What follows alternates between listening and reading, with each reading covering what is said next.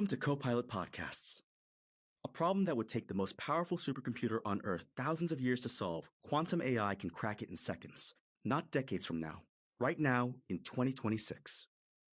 Today, we're breaking down exactly what quantum AI is, why the US government just signed 2 executive orders about it in the same week, and how it's already reshaping industries from drug discovery to national security. By the end of this episode, you'll understand how quantum and AI are building each other up, what the Quantum Genesis initiative actually means for the future, and why this moment is different from every other tech hype cycle you've heard before. I've got someone here who's been deep in this space, so let's get into it. Walk me through what we're actually talking about when we say quantum AI. So quantum AI is the combination of two things that are each already powerful on their own: artificial intelligence and quantum computing. And when you put them together, you get something that can do things neither can do alone. Okay, but let's back up for a second, because I think a lot of people hear quantum and their brain just kind of glazes over. Like, what is actually different about a quantum computer versus the laptop I'm recording this on? Right, so your laptop uses bits. Think of them like light switches. They're either on or off, 1 or 0. Quantum computers use qubits, and qubits can be both 1 and 0 at the same time, which is called superposition. There's also something called entanglement, where qubits are linked so that the state of one instantly affects another. So it's not just faster, it's a fundamentally different way of processing information. Exactly. And that difference is what makes it so powerful for AI. According to Wun, quantum AI can calculate millions of possibilities simultaneously, solving problems in seconds that would take a normal supercomputer thousands of years. That's not a metaphor, that's the actual scale of the difference. Thousands of years versus seconds. That's genuinely hard to wrap your head around. It is. And here's where it gets really interesting for AI specifically. AI systems need massive amounts of data and enormous computing power to learn. Quantum processors help speed that up dramatically. According to Analytics Insight, training complex AI models becomes faster and more energy efficient when you bring quantum into the picture. So quantum is basically giving AI a turbo boost. That's a good way to put it. And it improves things like language models, image analysis, pattern detection, the stuff that makes AI actually useful in the real world. Okay, so here's what I want to understand. Why now? Like, quantum computing has been talked about for years. What's actually different about 2026? That's the key question. And the honest answer is that for a long time, quantum computing was stuck in labs. It was theoretically incredible, but practically limited because the systems kept making errors. Qubits are incredibly fragile. They lose their quantum state really easily. Right. I've heard that called decoherence or something like that. Exactly. So the big breakthrough that's been happening is in error correction. And Forbes reported something really significant. Google's Willow quantum processor actually achieved error rates below a crucial threshold. And what's wild is that they showed increasing the number of qubits actually lowered the error rate, which was a long-standing challenge that many thought was unsolvable. Wait, more qubits means fewer errors? That's counterintuitive. Right? It goes against what you'd expect. More complexity usually means more problems. But that's what makes this a genuine inflection point. And the market numbers reflect it. Forbes reported quantum computing was valued at $8.6 billion in 2024 and is expected to grow at 32 to 38% annually until 2030. 32 to 38% annually. That's not gradual growth. That's explosive. And governments are treating it that way. The US has put over $1.2 billion into the National Quantum Initiative, according to Forbes. And China is reportedly investing significantly more in quantum infrastructure and talent. This has become a geopolitical race, not just a scientific one. Which brings us to something that happened literally this week, because the US government just made some very loud moves on this front. Yeah, this is huge. On June 22nd, 2026, President Trump signed 2 executive orders specifically focused on quantum. And then 2 days later, the Department of Energy announced what they're calling the Quantum Genesis Initiative. Quantum Genesis. That's a name. It is. And the goal is ambitious. The DOE wants to develop and deploy what they're calling the world's first fault-tolerant, scientifically relevant quantum computing capability by 2028. That's 2 years away. 2 years. And what does fault-tolerant actually mean in this context? So, fault-tolerant means the system can run complex quantum operations reliably without errors derailing everything. Right now, quantum computers are still vulnerable to errors that limit their usefulness in real applications. Fault-tolerant systems are designed to overcome that. According to Electronics for You, achieving this could enable breakthroughs in materials discovery, chemistry, energy research, and fundamental physics. So we're talking about problems that classical computers literally cannot solve. Exactly. And the DOE Undersecretary for Science, Dario Gil, put it really well. He said, and I'm quoting from the AIP report here, just as telescopes allowed us to explore the cosmos, advanced quantum computers will enable us to peer into the fundamental laws of nature with unparalleled precision. That's a genuinely poetic line for a government press release. Right? And the initiative has three main pillars. First, a DOE competition to demonstrate fault-tolerant quantum systems by 2028, targeting chemistry, materials science, plasma physics, and high-energy physics. Second, a national quantum supercomputing user facility.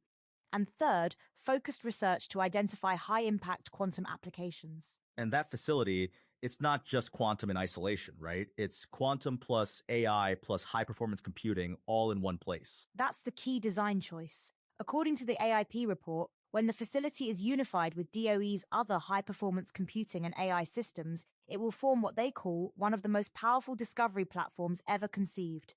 The explicit goal is a unified AI, HPC, and quantum computing ecosystem. So it's not three separate things, it's one integrated system. Exactly. And that integration is actually the most important part of the story. Because here's something that doesn't get talked about enough. The relationship between AI and quantum isn't one-directional. It's not just quantum powering AI. Wait, what do you mean? Nature published a review on this. They call it AI for quantum. The idea is that quantum computing devices of increasing complexity are becoming more and more reliant on AI tools for design, optimization, and operation. So AI is literally helping build and run better quantum hardware. So they're building each other. That's kind of a mind-bending loop. It is. And Analytics Insight reported on this dynamic too. AI helps keep quantum systems stable, while quantum tools improve complex research. Together, they speed up discovery and reduce costs. It's genuinely symbiotic. Okay, let's talk about what this actually looks like on the ground. Because I think people hear quantum AI and think it's all theoretical. But there are real industries being affected right now. Yeah, and this is where it gets really tangible. According to Analytics Insight, financial firms are already using quantum tools to manage risk and improve investment strategies. Logistics companies are optimizing delivery routes and reducing waste. Drug research teams are speeding up chemical simulations and testing. Drug discovery is a big one, because that's an area where the computational complexity is just enormous. Massive. And quantum is particularly well suited for it because simulating molecular interactions is exactly the kind of problem where classical computers hit a wall. Quantum systems can model those interactions in ways that were previously impossible. And on the AI side specifically, we've also seen this shift where AI is no longer just a support tool, it's becoming more of a task owner. Right. Analytics Insight reported on this. Companies are building AI workers for specific jobs. HR teams using AI to review resumes and set up interviews. Legal teams using AI to spot risky contract terms. Finance teams checking compliance in real time. And one fintech company reportedly reduced the time spent on security investigations by 80%. 80%. That's not a marginal improvement, that's a transformation. And when you layer quantum computing on top of that kind of AI capability, the potential multiplies. Because quantum can handle the data processing at a scale and speed that classical systems just can't match. I want to bring up something that I think is worth sitting with for a second, because there's also a security dimension to all of this that doesn't get enough attention. Yeah, this is critical. The same power that makes quantum computing so useful for discovery also makes it a threat to existing encryption. The executive orders Trump signed weren't just about building quantum computers. One of them specifically directed the implementation of post-quantum cryptography standards. So the government is simultaneously trying to build quantum capability and protect against it. Exactly. And a review paper from Jamk University of Applied Sciences that analyzed 32 seminal papers on quantum machine learning specifically highlighted cybersecurity as a critical sector that stands to benefit significantly from quantum-enhanced methods, but also one that faces the most risk. So it's a double-edged sword. The same technology that could revolutionize drug discovery could also break the encryption protecting your bank account. That's the tension. And it's why Forbes described quantum technology as a strategic requirement rather than an academic curiosity. National security, economic competitiveness, cybersecurity, they all hinge on who leads in this space. And it's not just the US and China. You mentioned India earlier. What's happening there? So, Alliance University in Bengaluru just launched something called AU Quasar, the Quantum AI School for Advanced Research. It's right in Electronic City, which is basically India's Silicon Valley. And the framing from their leadership was really pointed. Dr. V.K. Saraswat, a former member of India's Niti Aayog, said India needs to move from being a consumer of technology to a creator of indigenous innovations. That's a really clear-eyed way to frame the stakes. You're either building this technology or you're dependent on whoever is. And Gopika Chaganti, the Chief Operations Officer of Quantum AI Global, who spoke at that event, said quantum technologies are rapidly emerging as strategic assets for nations. That word, assets, is doing a lot of work there. Let's talk about the hybrid model for a second, because I think there's a misconception that quantum computers are going to replace everything we have now. Yeah, that's not what's happening. Analytics Insight was pretty clear on this. Quantum computers don't replace classical computers right away.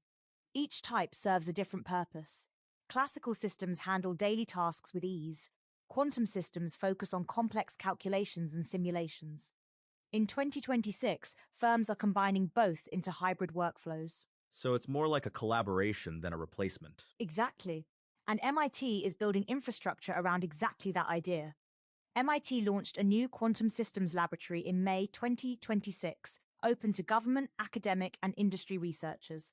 And separately, the MIT IBM Computing Research Lab launched specifically to chart the convergence of AI, algorithms, and quantum computing. MIT and IBM working together on this. That's a serious pairing. It is. And MIT also got a $25 million investment from the Commonwealth of Massachusetts to build a shared-use quantum facility. So you're seeing investment at the federal level, the state level, the university level, and the private sector all converging at the same time. That kind of coordinated investment across all those levels, that's usually a signal that something is about to move fast. And there's also a really interesting technical development from MIT that speaks to how much work is still happening at the hardware level. Researchers there recently developed flexible cryogenic cables that solve a wiring challenge in quantum system development. It's a prototype, but it could advance the realization of practical quantum computers. So even the physical infrastructure of quantum computers is still being figured out. Right. And that's actually a healthy sign. It means there's still a lot of room for innovation. The field isn't locked in. And cloud-accessible quantum platforms are making it so companies don't have to build their own quantum hardware to start experimenting. According to Analytics Insight, hybrid and cloud quantum are leading adoption because it makes quantum affordable and flexible. So the barrier to entry is coming down even as the technology is getting more powerful. That's the combination that makes this moment so significant. It's not just that the technology is advancing, it's that access is democratizing at the same time. Okay, I want to push back on something a little bit because I think we should be honest about the challenges here, because this isn't all solved, right? No, absolutely not. And I think it's important to say that. The Jank University review paper was clear that quantum computing is increasingly being implemented in practical machine learning scenarios, but it also emphasized the need for industry-specific solutions and flagged ethical and security concerns. This isn't a done deal. And the DOE's Quantum Genesis initiative itself acknowledges that quantum computers remain vulnerable to errors that limit their usefulness. That's why fault tolerance is the whole point of the initiative. Right.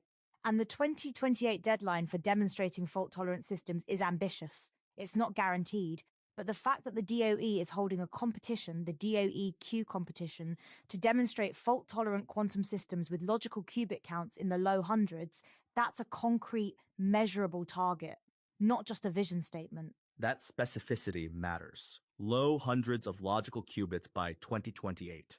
That's something you can actually hold people accountable to.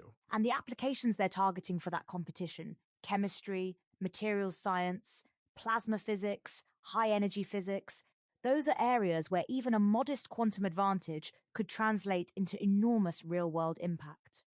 So when you step back from all of this, the executive orders, the DOE initiative, the MIT labs, the market growth, the hybrid computing model, what's the through line? What does it all add up to? Here's what I think it comes down to. For years, quantum computing was a promise. A really exciting, theoretically sound promise, but a promise. What's different now is that the promise is becoming a plan. Governments are writing executive orders, universities are building dedicated schools, companies are deploying hybrid systems in real workflows. The transition from experimental to practical is happening. And the AI piece is what makes it urgent, because AI is already embedded in so many industries, and quantum is about to make that AI dramatically more capable. Exactly. And the bidirectional nature of it is what I keep coming back to. AI is helping quantum hardware get better. Quantum is making AI models faster and more efficient. They're not just coexisting, they're accelerating each other. That feedback loop is what makes this genuinely different from previous tech cycles. And the stakes couldn't be higher. Forbes put it plainly: national security, science, economic competitiveness, and cybersecurity will all feel the impact. This isn't a niche technology story. It's a civilization level story. And the countries and institutions that invest now in research, in talent, in infrastructure are the ones that will shape what this technology becomes. That's why you're seeing India launch AU Quasar, why MIT is building quantum hubs, why the DOE is running competitions. Everyone understands the window is open right now. And for regular people, not governments, not research labs, what does this actually mean for their lives? It means the AI tools they're already using are going to get dramatically smarter and faster. It means drug discovery could accelerate in ways that affect how quickly new treatments reach patients. It means the financial systems they interact with will be making better, faster decisions. And it means the encryption protecting their data is going to need to evolve, which is why post-quantum cryptography standards are being mandated right now. So it's not abstract. It touches healthcare, finance, security, the things that actually affect daily life.